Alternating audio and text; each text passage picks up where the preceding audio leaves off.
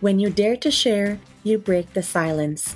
When you dare to share, you speak your truth. When you dare to share, you use the full strength of your voice. When you dare to share, it brings opportunity to own your story. So tell it, be heard, and at the same time, your sharing is someone else's learning, inspiration, motivation, empowerment, and hope. There's always an element to each of our stories that remains a secret. For some, we feel it's a dirty little secret. Dare to share your untold story exposes these secrets in a welcoming and positive way. I encourage each of you out there to dare yourself to share what is yours to tell. When we dare, it is the courage to do something really important. Let this be a vow to each and every single one of us that we take risk, we brave, confront, and face what is, while inspiring and empowering all communities. So let's break that silence and tap into mental beauty. This is Salima Jadavji, your podcast host, a practicing clinical social worker, and your mental wellness connoisseur. Welcome to the Dare to Share Your Untold Story podcast, episode number 27, Healing Trauma, Cancer, and the Spiritual Journey. To all my fellow listeners, before we get started, I'm just dropping in a note to give you a heads up that this podcast might be emotionally triggering for you. We do invite guests onto the show who share openly about extremely difficult life moments with exposure and impact of what the struggles have been like. The intensity of each episode could have a variable impact on your emotional and mental well-being based on your own personal story. If at any point the topic becomes uncomfortable or upsetting to you in any way, please do not pressure yourself to listen. Instead, be kind to yourself, do some self-care, and perhaps give another episode a try. Today, I have the pleasure of introducing our truly remarkable and daring guest, Farhana Qasim. Farhana Qasim is a published author and certified mindfulness meditation coach. She is a firm believer that life happens for us, not to us. Her expertise focuses on bringing the practice of mindfulness and meditation to children, educators, parents, and medical professionals in educational, therapeutic, and corporate settings. Through formal training and seminars for adults and creative storytelling for younger audiences, Farhana uses her creativity and passion to bring mindfulness to everyone she serves. She continues to take her life experiences and turn them into her life purpose. One of her quotes is, "Our life experiences can either be used as a step down or a step up, and we have the power to decide what it will be." Farhana was born in Vancouver, Canada, and raised in Nairobi, Kenya, and currently resides in Dallas, Texas. She is a mother to her beautiful 9-year-old son and claims that she is here to live her best life yet. Hello, Farhana. Welcome to the Dare to Share Your Untold Story podcast. Hey, Salima. So great to be here. It's so great to have you. I'm really excited to speak with you today. You are our first episode back from our summer pause. So welcome, welcome, welcome. I am really thankful that you're bringing all of your energy and willingness to be here and share your story. And I'm also really grateful for your support in taking a stance to help me with the bigger mission of breaking barriers of mental stigma. Awesome, Salima. I'm so happy to share whatever it is that I can share as part of my untold story. And, hopefully it lands on the ears of people who will be able to take at least something away from it. Absolutely. And on that note of untold stories, this podcast is really bringing forward these stories that people go through, whether it's directly about a mental health struggle or something else. And one thing that's true is that no matter what the story is, there is impact to one's own mental health in some way. And it's an area that usually remains tucked away. So this platform, the intention is to break the barriers of mental stigma that have been conditioned by our society. So together, you and I, in the presence of this episode, really it's to encourage people to share and tell what they might have reservations for bringing forward. And I'm bringing forward this trend to help break down the barriers with a new sort of reframe, and it's called the Mental Beauty Rethink. When you hear the words the Mental Beauty Rethink, what comes to mind, Farhana? You know, I kind of feel like when we've talked about mental health, so many people have shied away from it and just there's been such a taboo. And when you put mental and beauty together, it kind of just ignites a beautiful perspective or at least curiosity that how are these two words side by side in the same sentence? Mental is more inward, it's more inner stuff because you don't get to necessarily, like our brain is not situated outside of our head, right? So you can't necessarily see how beautiful somebody's mental state is until you allow yourself to become more curious and open to share what is in that space. And so it's a beautiful perspective, a beautiful angle to look at somebody's beauty besides just that physical. That's awesome. It's like the seen and unseen that you're referring to with the inward. And for me, it's that as well as the acceptance, right? That physical health and mental health are both equally important. And even if someone is not in a good mental state, it doesn't have to have such a negative connotation, and that we can have space for both. Just as there is so many different variations of physical beauty, mental beauty can also have the same standard. It's definitely a trend I'm hoping will continue to take, and that we could just continue to help, recondition what we have conditioned. We can kind of change that. Yes, absolutely. Yeah. So are you ready for the conversation that we're about to have and all the questions I've got for you? Sure. Always. Yeah. Great. So, Farhana, give us the newspaper headline of how you would title your untold story. What would it say? It would say things that make you go, Things that make you go, Okay, you can't just leave me on a cliffhanger. So you're going to have to say a little bit more about this title. So, of late, I've been really thinking about the experiences that I've been through in my life. I'm 42, and, for the longest time, I felt very much victimized by the experiences that I've had. And since I started the practice of mindfulness and meditation, especially, which has been almost, a little over 6 years now, Mm-hmm. Mindfulness has really taught me to begin to cultivate a relationship with curiosity, things that make you go, anything in life that happens, I believe happens for us. Like you said earlier, when we were sharing a little bit about my background and stuff, when life happens for us and not to us, I think we are able to liberate ourselves from a place of victimhood where we feel powerless and we literally feel like the decisions or actions or other people's doings have the power to shape our lives. I used to believe that. I absolutely do not believe that anymore. Kind of just thought that would probably be it. It's so invitational, not just the things that make you go, but also the way you ask the question of, why is this happening for me? Mm-hmm. Rather than, why is this happening to me? I really like how you're able to take that process and go from what you say, victimhood, and, just kind of do a 180 with it. It's semantics in the question. Absolutely. And it changes the whole outlook. Right. One simple word, a substitution, remove the word to and substitute it with the word for. I mean, the entire mindset in that moment creates a whole new story. And this is what I learned over the years and continue to learn, is that I can observe facts that are happening in my life, but the opinions are the fillers. They're kind of the between the lines, right? And that's what creates the story. And so, I think the important thing is we can observe the facts of our experiences in our life. So, is it a fact that I'm divorced? Yes, that's a fact. Everything else that I tell about that is really a perspective. It's an opinion, it's a story.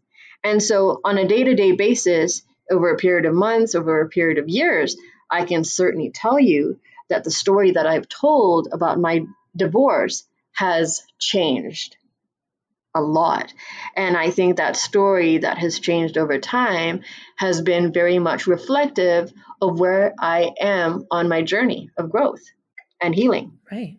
So this gets me so interested and intrigued to learn more about this untold story of yours. Yeah, for sure. I think that over the years, first of all, through healing, there's a lot that had been remained untold that I began to share more openly and more comfortably. But I think what I have not delved into too much on a public platform are the challenges that I had as a child growing up. You know, there have been so many aspects of my life that I've had to heal from. And over the years, there's been a considerable amount of healing. But the one thing that I haven't really openly talked about is the experiences I had growing up in a home environment where my parents absolutely did not get along with each other. And I think the thing that has kept me away from sharing it more openly on a public platform, of course, you know, I've had conversations with my parents about the situation and what it was like growing up with, you know, them not getting along, but not so much brought it on a public platform simply because my biggest fear has been to hurt them, to cause them any kind of embarrassment or shame in the way that they showed up as parents for myself. And because obviously neither of my parents are who they used to be 30 plus, 40 plus years ago. Both of them have changed and gone through their own experiences and growth and healing and so on. So I very much do not see them as the parents who raised me. However, to drudge up painful situations from childhood is something I have hesitated to do. Because in a really interesting way, I think I've wanted to protect my parents, who protect who my parents are today to me from the parents who they were 40 plus years ago. Does that make sense? Yeah, it actually makes total sense. It's actually really beautiful, as twisted as it might have been as you were experiencing all of it, but the way that you're able to articulate and separate it now, it makes a ton of sense. That, you know, speaking on a public platform, yes, you want to be raw, open, and honest, and authentic, but at the same time, you know, to have that fear in the back of your mind that I don't want to hurt or embarrass anyone. I'm not trying to, like, this is not, you know, payback time or something, right? Like, that's not your intention. But then to be able to say, yeah, but I want to protect who my parents are today because they have gone through their own transformation. They have worked on themselves. Like, yes, there were things that occurred back then. And yes, I was affected by it, impacted by it, and I need to talk about it. And that's not their identity today. So the fact that you can separate those things is really crucial and critical. Makes tons of sense. Okay, so what's the most prominent age? Like, so from what age to what age did you feel the height of your impact that you experienced of your parents? So I would say the age range is from about 7 to 16. So what are the sorts of themes or issues that were the ones that seemed to emerge that created the most friction and trauma for you? I would say it was the inconsistency where I was not able to understand why there would be interaction, family time, just a normalcy of what family is. And I hate to say normalcy of family, what family is, because there's no such thing. I understand that. But what I'm saying is stability, healthy conversations, nurturing, love, consistency, all of that. There wasn't any of that. It was very haphazard. One day you would have it, the next day, like for the next 3 months, you wouldn't have it. Then you would have it for a week, and then you wouldn't have it for a year. And that back and forth of inconsistency was very confusing to me, and it made me feel very unsafe. Tell me more about the feeling that Like emotionally, you felt unsafe? Yeah, I felt unsafe in the sense that, first of all, I would witness physical abuse. And so that in itself, for me as a child, one would say that children have to be protected, but I took on a role very quickly at a very early age where I was protecting my mom. And so just trying to juggle and understand my role between being a young girl who ultimately was desperate for protection herself, but then abandoning that need and stepping into a role of being a protector. And so, I feel that there was unconsciously, it became automatic for me to suppress the need to feel protected. That wasn't on the agenda. It almost became like there was an unawareness that that was something a child needed. And even if I knew, I don't know, I don't even think I knew.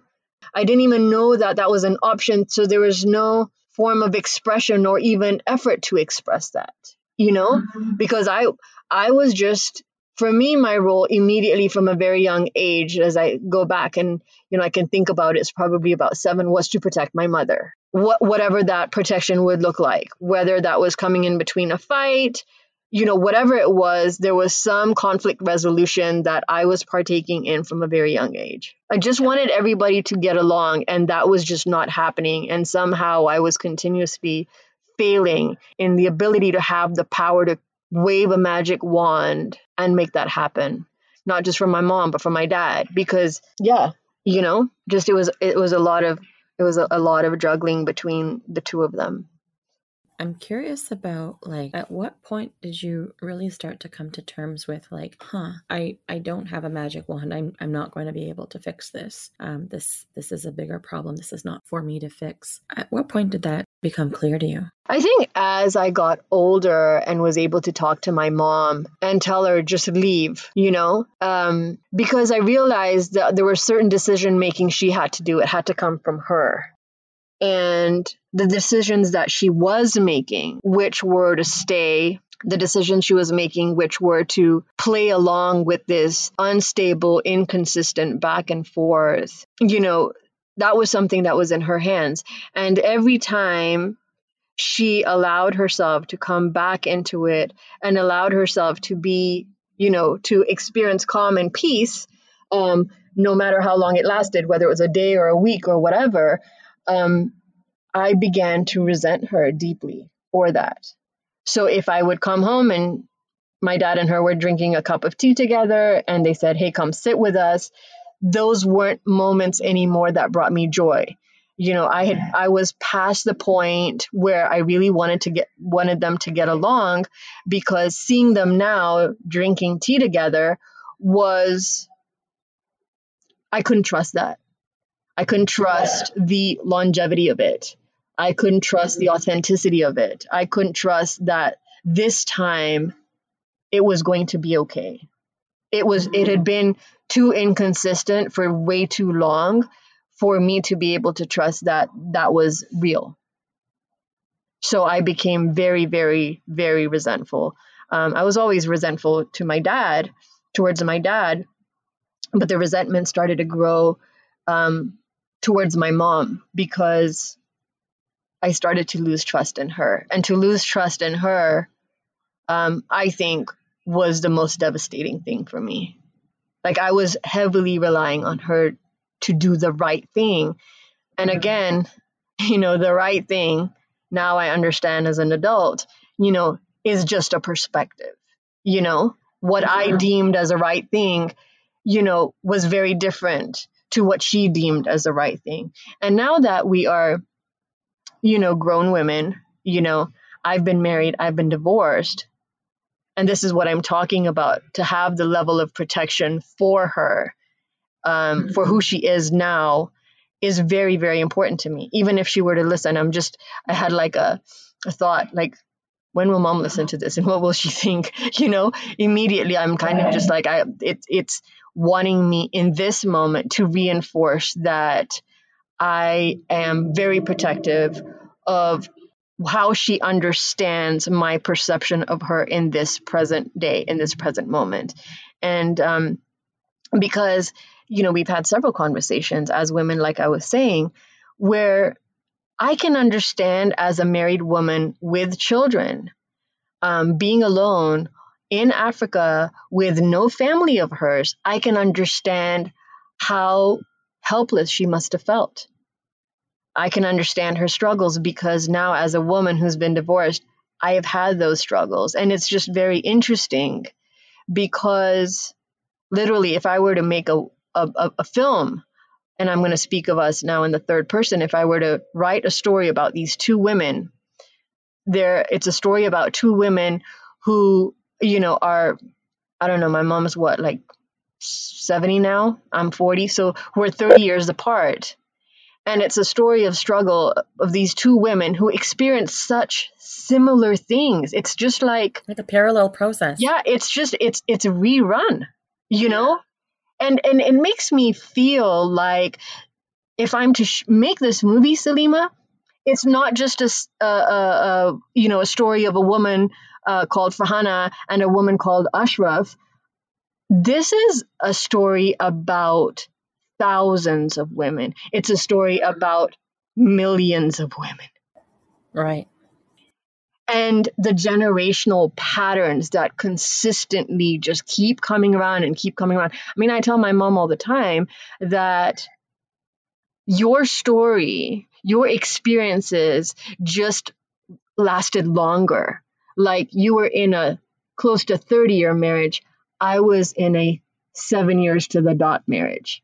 But in terms of our struggles and all of that, my ex-husband, and I want to make this also very clear that there was any form of physical abuse towards me by my husband. That was not the case at all. It's the underlying themes of what you struggled with. Exactly. The underlying themes, the fears, the sacrifices, the expectations, these are all generational issues. These are all gender-related generational issues. And cultural. There's layers upon layers of influence culturally as well. Although, I think if we open ourselves up to speak to more American women, I'm talking American Caucasian, I'm talking about even Hispanic, you just realize that, yes, there's cultural influence, but I think there's a common thread just by virtue of being a woman. Universally, yeah. Yes. And it's surprising because, you'd think, maybe Caucasian women are more like forward thinking and because they're, from the West and not necessarily at all. Because the thing is, the theme is there. It just shows up a little differently in each culture. Yes. Yeah. Yeah. I wouldn't say weapons, but like the things that pinch, right? Yes. It shows up differently in each interaction culturally, but those themes are there of the inequality for the genders. Yes. And you just, we keep, I think for me, I come from a family where we're 4 girls. And you just kind of sit and think about, again, all the stories that we create about what it means to be a woman. What are the expectations? I mean, one of the things that was, and this is not a story, it was a fact, is my dad always wanted a son. Mm-hmm. My father always wanted to have a son, and he got 4 girls. And so what did that really mean? It's funny because we laugh about it now with my mom and I, and I'm like, and I'm going to say this in Gujarati and then obviously translate it. But there's this line that people will hear all the time. And it's like, how do you say it? When they go to their husband's home, the famous line is, Thekane parijai, means they get situated. When our daughters get married, they will finally get situated. They'll finally get settled, And it's like, why does marriage become the defining place where, now see? Yes. And you'll hear our Indian parents talk about, yeah, my daughter got married. Now she's living in America. She's settled down. They have a very good family. The son is so educated. They're so, financially, they're doing so well. It's like all of these external worldly criteria. And we finally can say, oh, thank God, thank you, God, you situated my daughter in a very good home. I just feel like almost like vomiting at that, because it's just, where do those stories come from? They came from generations. Yeah.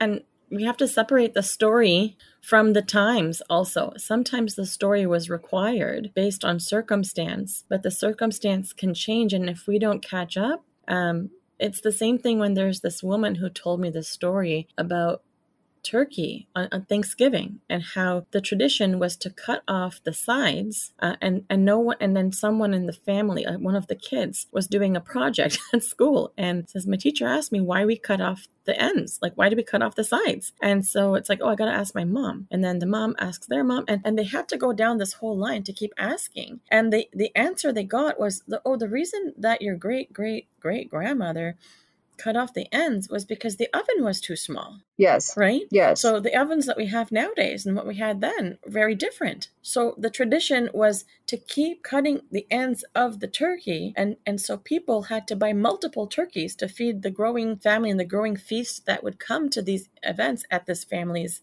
traditional way of celebrating Thanksgiving, but not understanding that tradition is now obsolete and that could change. And the same thing happens with these issues and the thought process behind them. And why not, when we talk about situated in a very good home, why not talk about, let's make sure she's got all the skills that she needs, right? Like, let's teach her, let's have her embrace and immerse and be her own, and then find a companion, not situate her.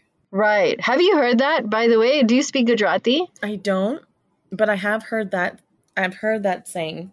Yeah, it just irks me. Now it's just laughable. My mom just laughs. She's like, I'm sure even I said it somewhere along the line. I'm like, you probably did, because it was ingrained in you. It's just like part of a normal conversation. It gets internalized, because I think that moms and aunts and other relatives, uncles and parents, in the South Asian culture, there is this, whether they say, to get situated or to get situated in a very good home, or once they're married, it'll be fixed. It's also, parents saying things like, oh, you'll be settled then, everything will work itself out once that phase of your life happens. You'll see all the goodness comes after that period. And so it's all alluding to the same message. Right? Right. And that question, even if you haven't found your partner or whatever, and they ask, when will you settle down now? And it's like, what is the definition of settle down? Yeah. Because you could have a thriving career, you could have bought yourself a house, you have a car, you're doing really well, you're very fulfilled, your health is good, all of that is good. And it's like, when are you going to settle down? And it's like, how much more do I need to settle down? Yeah, I'm settled. Somehow always seems incomplete. And why are we just not happy and content and fulfilled and appreciative of what is? Why is there still another thing? You get married and somebody's going to turn around and be like, so when are you having kids? Yeah, no, that happens. It certainly happens. And that's just too much external pressure, Well, something I encourage people to say when they come to see me in the therapy room is when they get questions that are very similar to this theme of settled. But if we were to use this theme of settled as the example, when someone comes to an individual to say, when are you going to settle down? When are you going to get this going? I usually do tell the person, like, how would you, I inquire with them, like, how would you respond? And I encourage them to think about the perspective, the idea of, like, can you start by saying, I am settled, right? And list, this is how I know I'm settled, right? And what did you mean by settled? So just even to slow that process down, so we can't always get frustrated even though we know that people are shifting from narrative to fact, as you say. We have to slow down as people if we're going to make any change or adjustment. I mean, we can't impose the change and we can't demand it, but if we take the time to slow down and let people know what we really like, how we can respond in a certain way, gives them an opportunity to learn something. And if they learn something, they're building awareness. So when you are aware of something, it's really hard for you to sort of dismiss it once it's really part of your awareness. Right. And sometimes I just, through the process of like doing the work, doing my own self-reflection, getting out of victim mode, saying I behave this way or I do this or I do that because of what I've been through and which, it is going to influence you. Yes, it is going to shape you, but let's not make that a permanent mold of who you are. Let's not make that an identity of who you are. Let's kind of use that, like I said, as a step up and as an inquiry and kind of just say, why did all this happen for me? And there's this quote I remember I've read somewhere. It's by Gerald Way, and it says, "One day your life will flash before your eyes. Make sure it's worth watching." And I think to use those experiences as a step up to say, yes, it happened. It's important to acknowledge that. It's important for you to realize how it did temporarily shape you.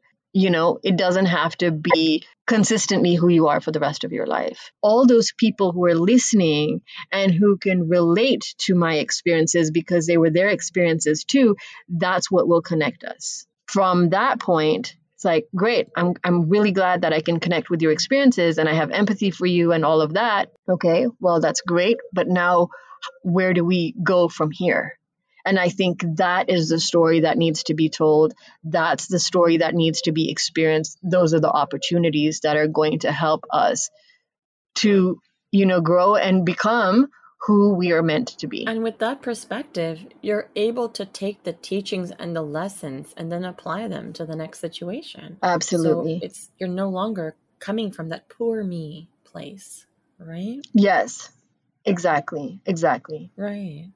So Farhana, when people come to see me for therapy, they're typically, like in the therapy room, people are typically in one of three places. They're either getting started, they're in the middle, or looking back. And so I'm curious about what part of the journey that you would think that you're in, given the untold story that you've shared at this point. Would you say that you're getting started, in the middle, or looking back?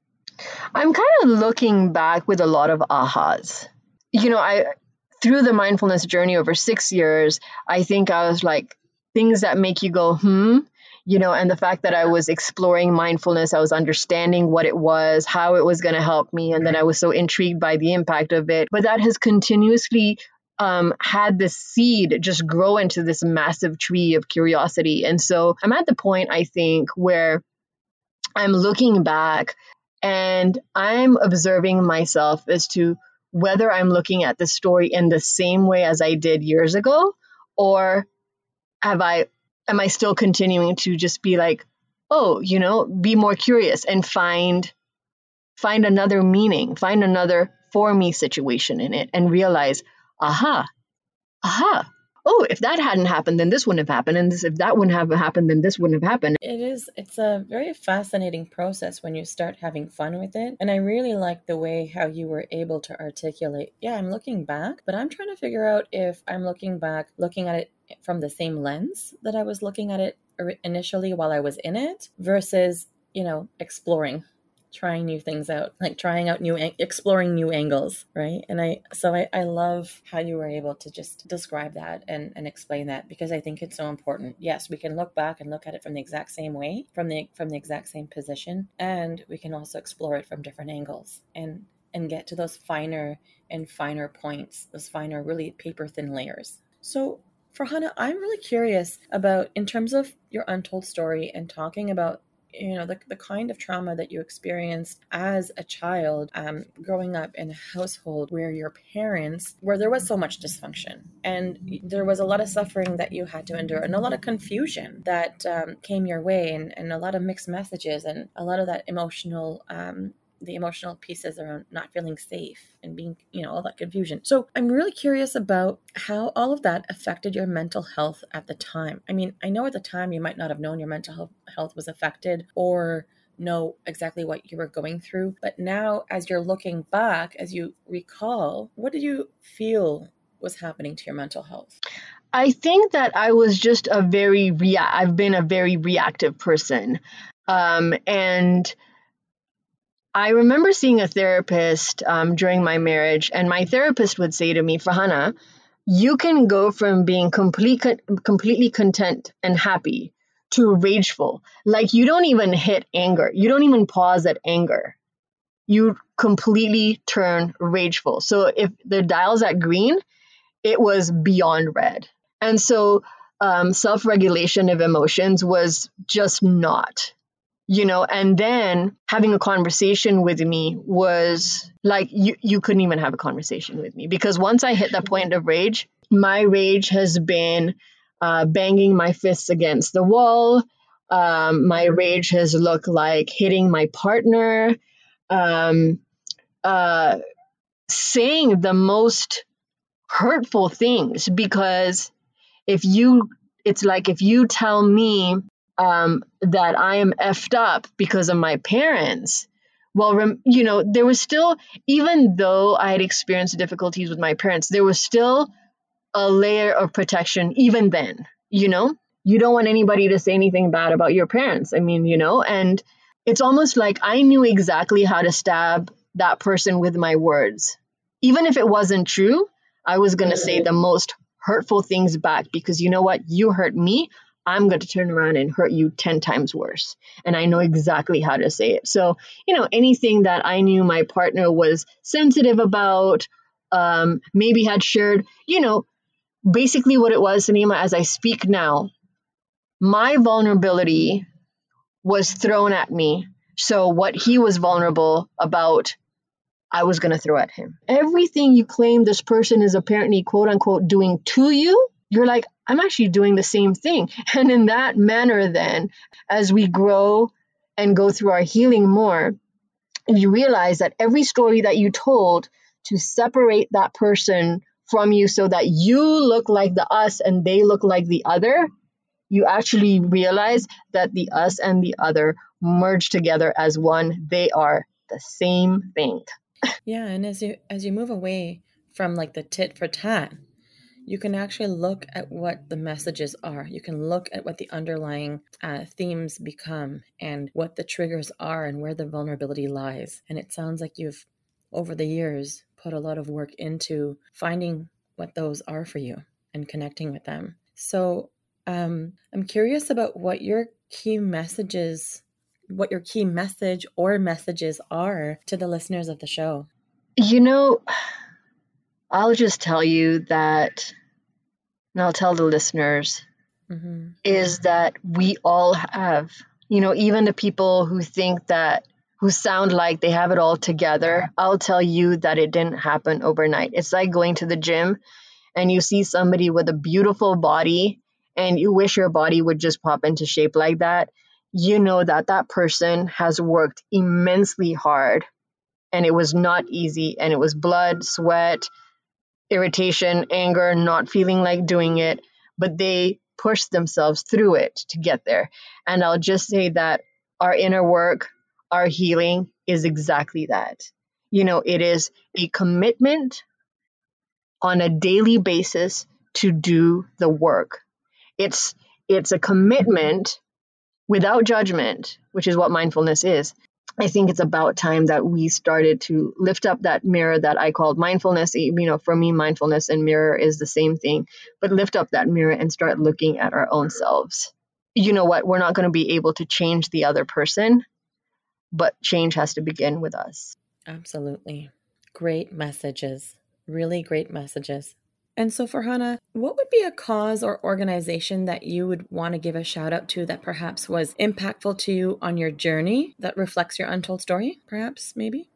When I got into mindfulness, I first of all got into it without even knowing it. But when I then knew there was such a thing as mindfulness and I explored and I wanted to get certified, I got certified through mindfulschools.org. And I would definitely give a shout out to them for their instruction, for their instructors, for their content, just for the full-on value that I got for, becoming certified and opening up my horizons even more to what mindfulness is and how I can share it with the world, but especially sharing it with children, because we need to start as early as we possibly can. The first child I was able to take it to, and I continue to take it to, is my son. That's beautiful. It's a wonderful organization. And for me, taking all the information that I've learned and now creating that and making it my own has been, spectacular. And I wouldn't have been able to do that without their foundation. So I just want to give a big, huge shout out to them.